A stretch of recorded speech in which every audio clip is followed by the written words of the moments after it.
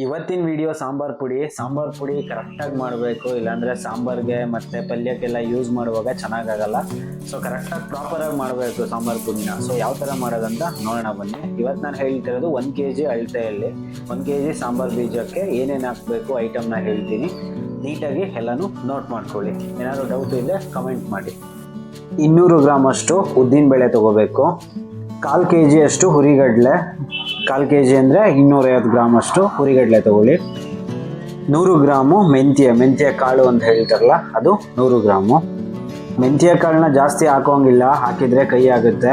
100 gram ಅಷ್ಟು ಸಾಕಾಗುತ್ತೆ 1 kgಗೆ.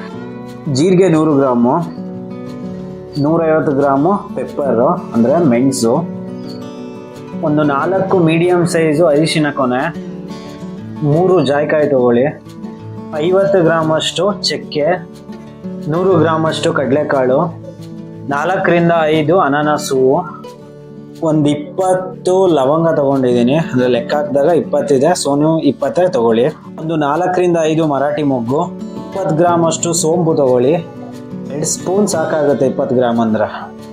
ಇವಾಗ ಕ್ಲೀನ್ ಮಾಡ್ಕೊಂಡಿರೋ ಸಾಂಬಾರು ಬೀಜನ ಹುರ್ಕೊಳ್ಳೋಣ, ಅಂದರೆ ಫ್ರೈ ಮಾಡ್ಕೋಬೇಕು. ಲೋ ಫ್ಲೇಮಲ್ಲಿ ಇಟ್ಕೊಂಡು ಫ್ರೈ ಮಾಡ್ಕೊಳ್ಳಿ. ಜಾಸ್ತಿ ಫ್ಲೇಮ್ ಇಟ್ಕೊಂಡು ಫ್ರೈ ಮಾಡಿದ್ರೆ ಸೀದೋಗುತ್ತೆ, ಅಂದರೆ ಸೀದೋದ್ರೆ ಕೈ ಹಾಕಿಬಿಡುತ್ತೆ.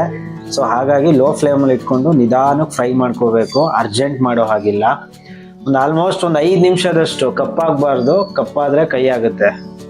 ಇವಾಗ ಒಂದು 5-6 ನಿಮಿಷ ಆಗಿದೆ ನೋಡಿ. ಇವಾಗ ಕಲರ್ ಚೇಂಜ್ ಆಗಿದೆ ಸಾಂಬಾರು ಬೀಜ, ಸಾಕು. ಇವಾಗ ಆಫ್ ಮಾಡ್ಕೊಳ್ಳೋಣ. ಮತ್ತೆ ಅದೇ ಬಾಣಲಿಗೆ ಕಡಲೆ ಹಾಕೋಣ, ಹುರಿಗಡಲೆ. ಇದನ್ನು ಅಷ್ಟೇ ಲೋ ಫ್ಲೇಮಲ್ಲಿ ಇಟ್ಕೊಂಡು ಸ್ವಲ್ಪ ಫ್ರೈ ಮಾಡ್ಕೋಬೇಕು.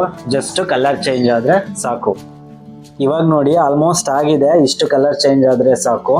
ಕೈ ಆಡಿಸ್ತಾನೆ ಇರಬೇಕು, ಕೈ ಬಿಡೋಂಗಿಲ್ಲ. ಕೈ ಬಿಟ್ಟರೆ ಸೀದೋಗ್ಬಿಡುತ್ತೆ. ಸೊ ಇಷ್ಟೇ ಸಾಕು. 5 ರಿಂದ 6 ನಿಮಿಷ ಆಗಿದೆ ಅಷ್ಟೇ, ನಿಮ್ಗೆ ಗೊತ್ತಾಗುತ್ತೆ ಮಾಡುವಾಗ. ಇವಾಗ ಉದ್ದಿನಬೇಳೆ ಹಾಕೋಣ 200 ಗ್ರಾಮ್ ಅಷ್ಟು. ಅವಾಗಲೇ ಹೇಳಿದ್ನಲ್ಲ, ಅವಾಗ ಹೇಳಿದ್ದೀನ ಕರೆಕ್ಟಾಗಿ ನೀಟಾಗಿ ನೋಟ್ ಮಾಡ್ಕೊಳ್ಳಿ, ಇವಾಗ ಕನ್ಫ್ಯೂಷನ್ ಇರಲ್ಲ. ಇದನ್ನು ಅಷ್ಟೇ ಕಲರ್ ಚೇಂಜ್ ಆಗೋವರೆಗೂ ನೀಟಾಗಿ ಫ್ರೈ ಮಾಡ್ಕೋಬೇಕು ಲೋ ಫ್ಲೇಮಲ್ಲಿ. ಇವಾಗ ನೋಡಿ ಕಲರ್ ಚೇಂಜ್ ಆಗಿದೆ ಉದ್ದಿನಬೇಳೆ, ಸಾಕು. ಇವಾಗ ಕಡಲೆಬೇಳೆ ಹಾಕೋಣ. ಕಡಲೆಬೇಳೆನೂ ಅಷ್ಟೇ ಸ್ವಲ್ಪ ಫ್ರೈ ಆದರೆ ಸಾಕು. ಮತ್ತು ಕಾಳುಗಳನ್ನ ಫ್ರೈ ಮಾಡುವಾಗ ಸಖತ್ತಾಗಿ ಸ್ಮೆಲ್ ಬರುತ್ತೆ, ಅಂದರೆ ಮಸಾಲೆ ಸ್ಮೆಲ್ಲು ತುಂಬ ಚೆನ್ನಾಗಿರುತ್ತೆ. ಸೊ ಇದರಿಂದನೇ ಸಾಂಬಾರು ಪುಡಿ ಚೆನ್ನಾಗಾಗೋದು. ಅದಕ್ಕೆ ಈ ಪ್ರೋಸೆಸ್ಸೇ ಸಖತ್ ರಿಸ್ಕು. ನೀಟಾಗಿ ಫ್ರೈ ಮಾಡ್ಕೋಬೇಕು. ಒಂದನ್ನು ಜಾಸ್ತಿ ಫ್ರೈ ಮಾಡಿ ಬೇರೆ ಕಾಳನ್ನ ಕಡಿಮೆ ಫ್ರೈ ಮಾಡಿದ್ರೆ ಚೆನ್ನಾಗಾಗಲ್ಲ. ಸೊ ಕರೆಕ್ಟಾಗಿ ಫ್ರೈ ಮಾಡ್ಕೊಳ್ಳಿ. ಇವಾಗ ಆಗಿದೆ ನೋಡಿ, ಇಷ್ಟು ಫ್ರೈ ಆದರೆ ಸಾಕು. ಇವಾಗ ನೆಕ್ಸ್ಟು ಮೆಂತ್ಯನೂ ಅಷ್ಟೇ. ಈ ಎಲ್ಲ ಕಾಳುಗಳಿಗಿಂತ ಮೆಂತ್ಯನ ಸ್ವಲ್ಪ ಕಡಿಮೆ ಫ್ರೈ ಮಾಡ್ಕೊಳ್ಳಿ, ಜಾಸ್ತಿ ಹುರಿಯೋಗಿಲ್ಲ. ಜಾಸ್ತಿ ಹುರಿದ್ರೆ ಬೇಗ ಕಪ್ಪಾಗ್ಬಿಡುತ್ತೆ ಇದು, ಹಾಗಾಗಿ ಕಡಿಮೆ, ಬೇಗನೆ ಆಗೋಗುತ್ತೆ ಇದು. ಇವಾಗ ಎಲ್ಲ ಸ್ಪೈಸಸ್ಸು ಹಾಕಿ ಒಂದೇ ಸರಿ ಫ್ರೈ ಮಾಡ್ಕೊಳ್ಳೋಣ. ಅದನ್ನೇನು ಸಪ್ರೇಟ್ ಮಾಡೋ ಅವಶ್ಯಕತೆ ಇಲ್ಲ. ಎಲ್ಲ ಸ್ಪೈಸಸ್ಸು ಒಂದೇ ಸರಿ ಹಾಕಿ ಫ್ರೈ ಮಾಡ್ಕೊಳ್ಳಿ. ಇವಾಗ ಸೋಂಪು ಮತ್ತು ಜೀರಿಗೆನ ಒಟ್ಟಿಗೆನೆ ಹಾಕಿ ಫ್ರೈ ಮಾಡ್ಕೊಳ್ಳಿ. ಇದು ಅಷ್ಟೇ, ಜಾಸ್ತಿ ಟೈಮ್ ಫ್ರೈ ಮಾಡೋದು ಬೇಡ, ಬೇಗ ಆಗೋಗುತ್ತೆ. ಸ್ವಲ್ಪ ಒಂದು 2 ನಿಮಿಷದಷ್ಟು ಫ್ರೈ ಆದರೆ ಸಾಕು.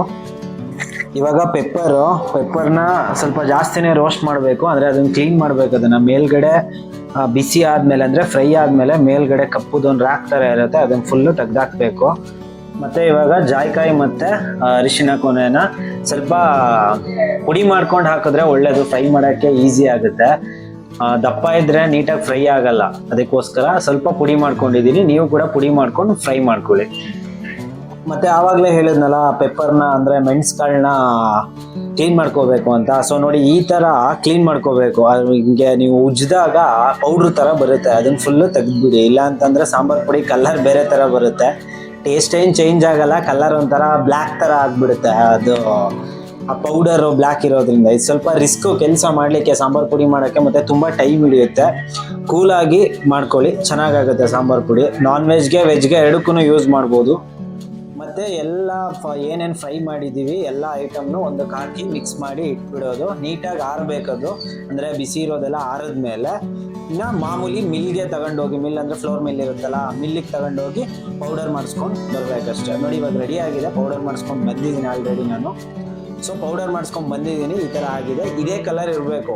ಕಲರ್ ಏನಾದ್ರು ವೇರಿಯೇಷನ್ ಆಯಿತು ಅಂತಂದರೆ, ಚೇಂಜ್ ಆಯಿತು ಅಂತಂದರೆ ಸೊ ಕರೆಕ್ಟಾಗಿ ಫ್ರೈ ಮಾಡಿಲ್ಲ ಅಂತ, ಏನೋ ಮಿಸ್ಟೇಕ್ ಮಾಡಿದ್ದೀವಿ ಅಂತ ಅರ್ಥ. ತುಂಬ ಚಿಕ್ಕದು ಮಾಡಿಸಿದ್ರೆ ಒಳ್ಳೆಯದು, ತುಂಬ ಟೈಮ್ ಯೂಸ್ ಮಾಡೋಕ್ಕೆ ಬರುತ್ತೆ.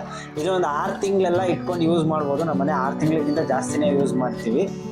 ಸೊ 6 ತಿಂಗಳಷ್ಟು ಯೂಸ್ ಮಾಡ್ಬೋದು, ಏನೂ ಆಗಲ್ಲ. ಇದು ವೆಜ್ಗೆ ಮತ್ತು ನಾನ್ ವೆಜ್ಗೆ ಎರಡಕ್ಕೂ ಆಗುತ್ತೆ. ಈ ವಿಡಿಯೋ ಸ್ವಲ್ಪ ಲೆಂತ್ ಆಗಿದೆ ಅಂತ ಅನ್ಸುತ್ತೆ, ಯಾಕೆಂದರೆ ಕೆಲಸ ತುಂಬ ಹಿಡಿಯುತ್ತೆ ಇದಕ್ಕೆ, ನೀವೇ ನೋಡಿದ್ದೀರಲ್ಲ. ಈ ವಿಡಿಯೋ ನಿಮ್ಗೇನೋ ಇಷ್ಟ ಆಗಿದ್ರೆ ಲೈಕ್ ಮಾಡಿ, ಶೇರ್ ಮಾಡಿ, ಸಬ್ಸ್ಕ್ರೈಬ್ ಮಾಡಿ. ಹಾಗೆ ನಮ್ಮ ಕುಕಿಂಗ್ ಫಿಟ್ ಯೂಟ್ಯೂಬ್ ಚಾನಲ್ಗೆ ಸಬ್ಸ್ಕ್ರೈಬ್ ಮಾಡಿ. Thank you.